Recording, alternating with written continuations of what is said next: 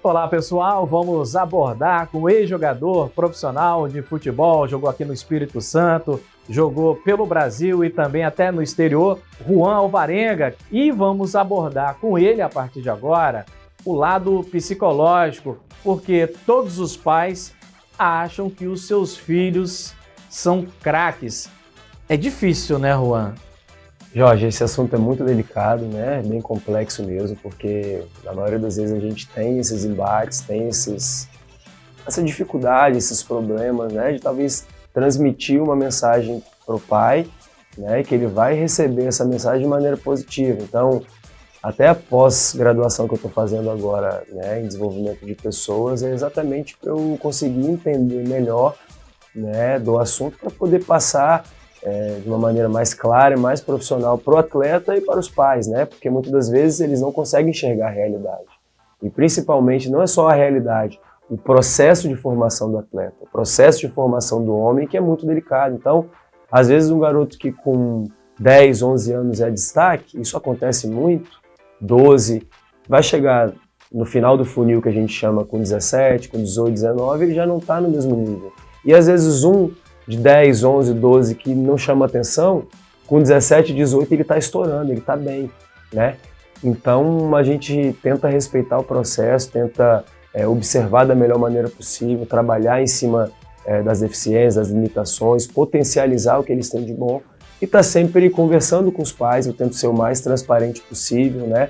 Até para não gerar nenhuma frustração, para não iludir eles de alguma maneira, né? Tentar colocar eles no lugar deles, isso é muito importante, né? Uma coisa que eu tenho tentado fazer, que os clubes grandes já fazem, muitas das vezes proibir os pais de estarem presentes em todos os treinos, né? Porque às vezes o garoto fica preso a essas mensagens dos pais, eles querem falar mais do que o treinador, né? E isso acaba atrapalhando. Eu já tive atleta que às vezes errava um passe, ao invés de olhar para o amigo dele, olhar para o treinador, olhava para o pai dele do lado de fora, né?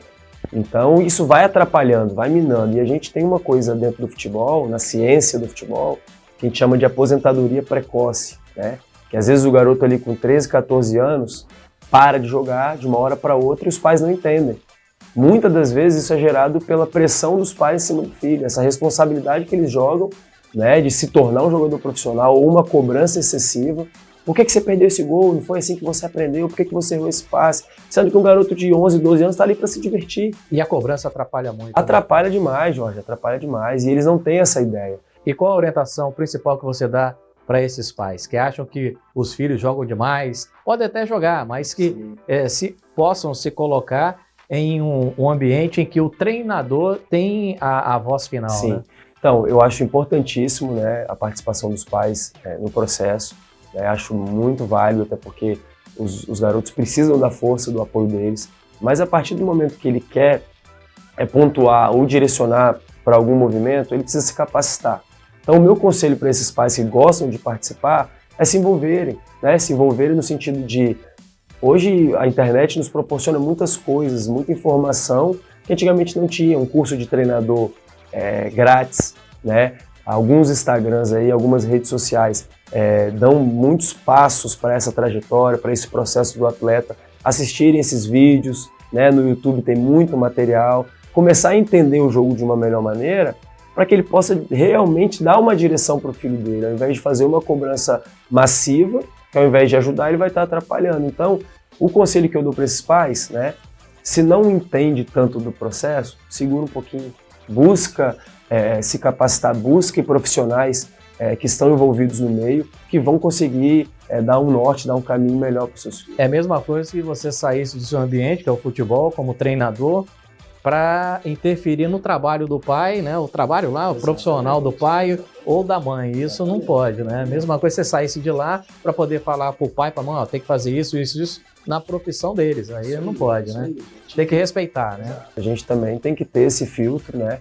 Porque até o treinador tem limite, né, de cobrança. Então, eu preciso respeitar, tem atletas que resistem mais à cobrança, tem outros que já rendem sendo cobrados, né? Então, até esse filtro a gente tem que ter do perfil do garoto. Então, muitas das vezes o pai não tem essa expertise, né, vamos dizer assim, para poder dar essa direção bacana. Então, eu vou fazer a minha parte, né? Muitos dos pais como o esporte é uma ferramenta educativa, é uma ferramenta inclusiva.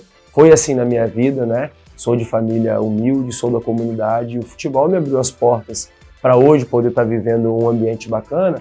É essa mensagem que a gente tem que passar, né? Em primeiro lugar, a gente vai educar o seu filho, né? Porque essa de se esforçar, de trabalhar, de se dedicar no dia a dia, não vai ser só no futebol. Se ele não for um atleta de ponta, ele vai ter que fazer isso na profissão dele também. Então a primeira mensagem que a gente tem que passar é essa. A partir do momento que a gente vê projeção, que a gente vê potencial, que a gente vê perfil, a gente começa a traçar um caminho do alto rendimento.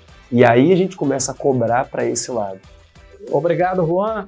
Uma verdadeira aula. Sentiu aí, né? Até a próxima.